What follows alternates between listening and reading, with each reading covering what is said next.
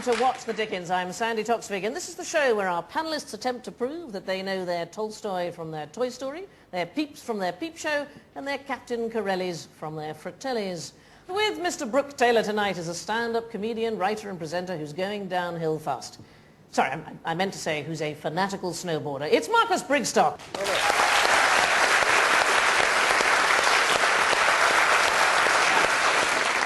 And with Dave Gorman tonight is a political editor who was criticised for doorstepping the Queen when he used to work for TVAM. How embarrassing for him. Used to work for TVAM. It's Adam Bolton.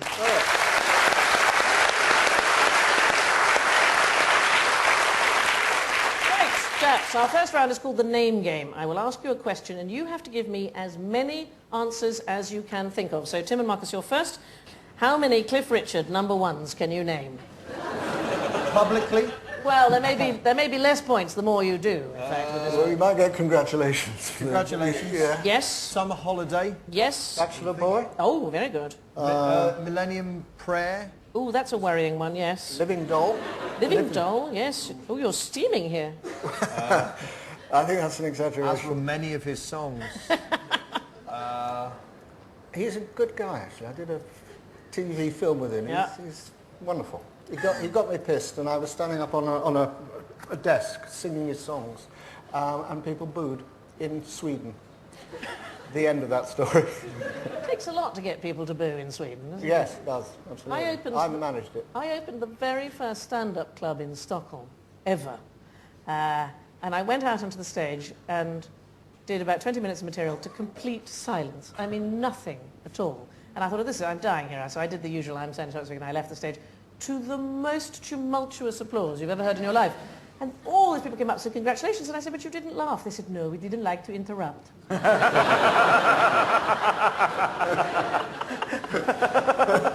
that in mind if you play Stockholm. Wired for Sound. Oh, you're still playing the game. Sorry. No, it's not on here, but you get 2 points for paying attention. Good boy. Very good. Yes, very good. Cliff's hit song, Congratulations, features the line, I want the world to know how happy I can be. That's happy, not gleeful, or ecstatic, and certainly not gay. So, slightly more modern area for Dave and Adam. How many Robbie Williams albums can you name? And I can tell you that there are 9 in total. Good Morning Vietnam. No,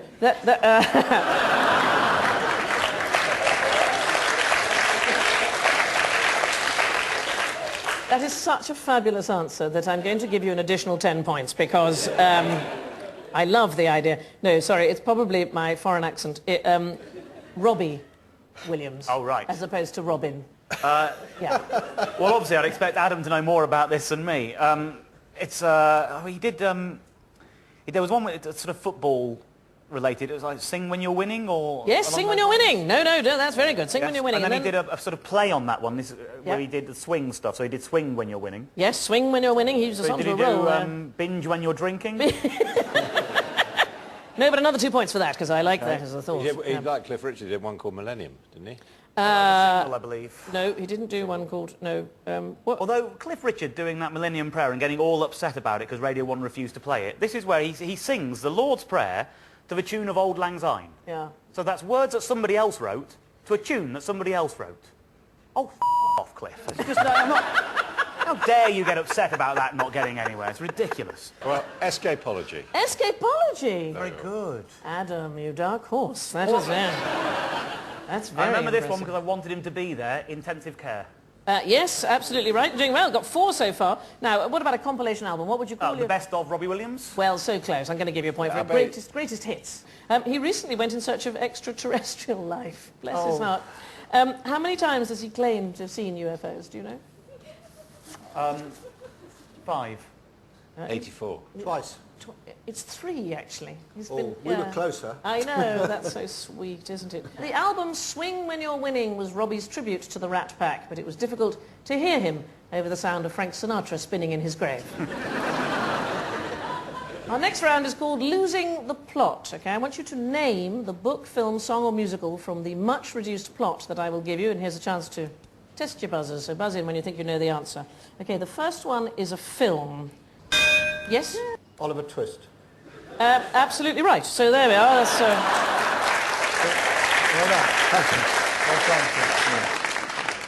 rapist pretends to be mad, gets sent to the loony bin, goes mad, has brain op. Yes. One Flew Over the Cuckoo's Nest. One Flew Over the Cuckoo's Nest. Very good. Absolutely right. Okay, another film. Spaceship. Yes. Close Encounters of the Third Kind. No. E.T. Alien. Alien. Absolutely right. Yeah.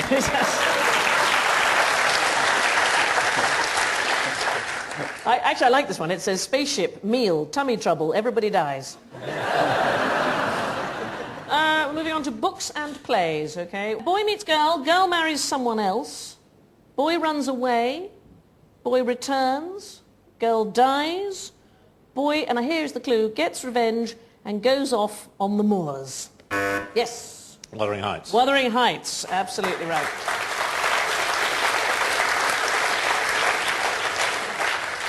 I thought, I have to say, that it said boy gets revenge and goes off with one of the Moors. And I thought, some Arabic love story. So I was in, what's that, Haworth? I was in Haworth, and I heard an American tourist say, well, the places are very nice, but I'm telling you, if these moors are uphill, I'm not going.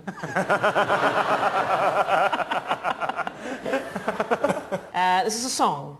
A guy checks into a hotel. He meets a beautiful staff member. He gets drunk, and he's told he can't leave.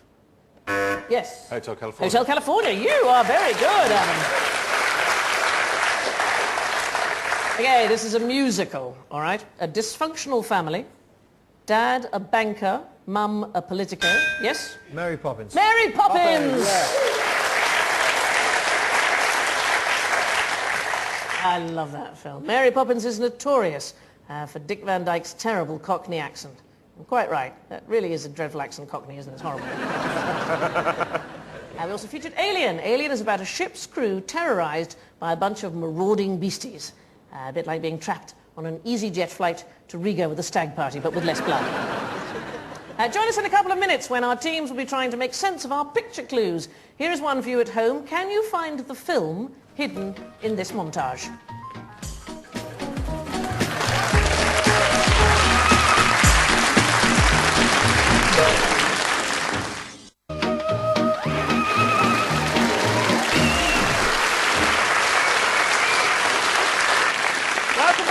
What the Dickens. Now, before the break, I asked if you could find the film hidden in our picture montage. So, boys, anybody know what the film is? Edward Scissorhands. It is Edward Scissorhands. You see how easy it is.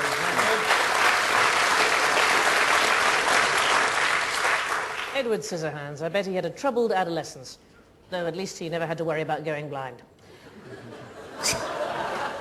Take your time. The film is set in a utopian world where everyone is blonde, beautiful and happy. It's called Denmark. Right. Our next round is called Picture This. We've hidden famous names in picture montages. Can you find them? They may seem easy at first, but I have to tell you that they will get harder. So Tim and Marcus, your first clues should also lead you to a film. Bamboo... What are they doing? Bamboo Americans, Bamboo Pledge... What, they're looking at something. People with their hands on their hearts are all something of that country. What are they? They're something. They're becoming something. Patriots. They're becoming something of that country. It's a Oh, well, yes, they're becoming citizens. Citizens. Bamboo citizens. Bamboo Citizens. What a fabulous film that was. Citizens. Bamboo. What else might you call it other than shoots? Bamboo. Oh. Stalks? The other side, have any Canes. idea? Oh, yeah, Citizen Kane. Citizen Kane! Oh! We were rather literally going left to right, weren't we? See, Yes. Yeah, we were. Yeah, just to confuse you, we may occasionally put the pictures in a different order. Oh, I see. Oh, now I you know. tell us. Now I It's understand. Shocking. Citizen Kane was an unflattering portrayal of media tycoon William Randolph Hearst, who tried to get the film banned. Of course, a modern-day mogul like Rupert Murdoch would never dare to censor me if I was to say... Sorry, where's the rest of the autocue? Sorry.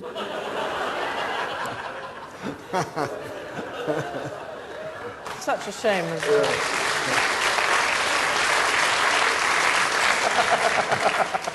It's a very good joke, I'll tell you later. Right. Dave and Adam, here is your film. Now, bear in mind, it might be in the wrong order. Clockwork Orange. Straight away, we were there. Clockwork Orange, absolutely right. In A Clockwork Orange, Alex's chief pastimes are classical music and ultra-violence. 2 reasons why I don't go to Glyndebourne anymore. Director Stanley Kubrick banned the film for 27 years to protect the public. If only Michael Winner had been so noble. Tim and Marcus, this one is a song. Right, so what have we got there? Around the mulberry bush. I don't think. And who are the people in the bottom left picture? Do you recognise those people? Anybody a fan of that particular programme? Is it House? It is the programme House. House, Bush, and House. Fabulous ITV sitcom on the right called? Yes. Oh, gosh. Oh, for goodness sake, Frosted La Tour. It's Rising Damp there. It's Rising Damp, yes. It's House of the Rising Sun. It's House of the Rising Sun. Very good, very good. I can't see them. Dave and Adam, this is a song. So who have we got there? Who's that person? Sitting by the dock of the bay. It is Sitting on the Dock of the Bay. Absolutely right.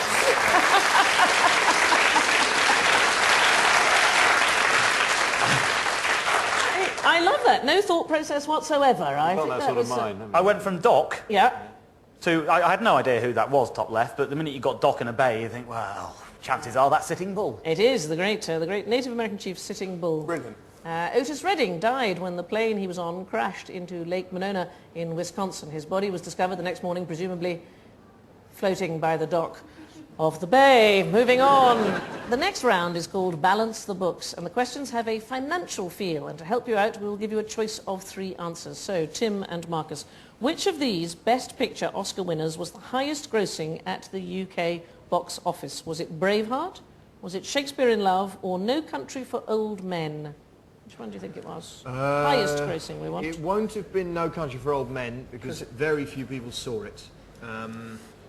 I think I'd probably go for Shakespeare in Love, but that's because it's the only one I've seen of the 3. But So because they had your money, you think that I must think be... I think that just tipped the balance. Tipped the balance. A lot of Scottish people will have been to see Braveheart 6 or 7 times.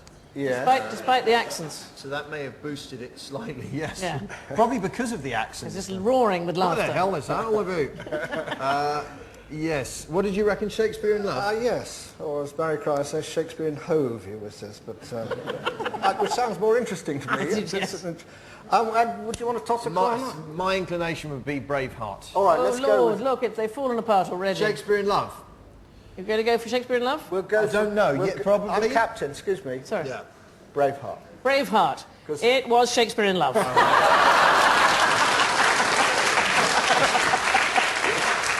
I like the way you took over there, Tim. Absolutely. It bodes well, frankly. Shakespeare in Love, in fact, trounced the other 2. It raked in £20 million at the UK box office, compared to Braveheart, which had 10.8 million, and No Country for Old Men, a mere 6.8 million. So it was Shakespeare in Love. Dave and Adam, which of these musicians can be booked for the lowest fee? Is it Craig David, Daniel Bedingfield, or Kerry Katona? I'd like to pull you up on describing Kerry Katona as a musician, first and foremost. Yeah, I think mean, that's 2 extra points for you there. You get paid to listen to her. Yes, I think somebody has to. It Yes. sort of, it should Craig be... Davis is the only one I've heard of. Yeah. He probably gets most. It should be Kerry Katona because she's obviously not a real musician and you get it cheaply, but actually she's one of those terrible people who every tragedy is just sold to Heat magazine and Closer and things, and that's how she makes a living these days, and so she's probably stupidly expensive since she did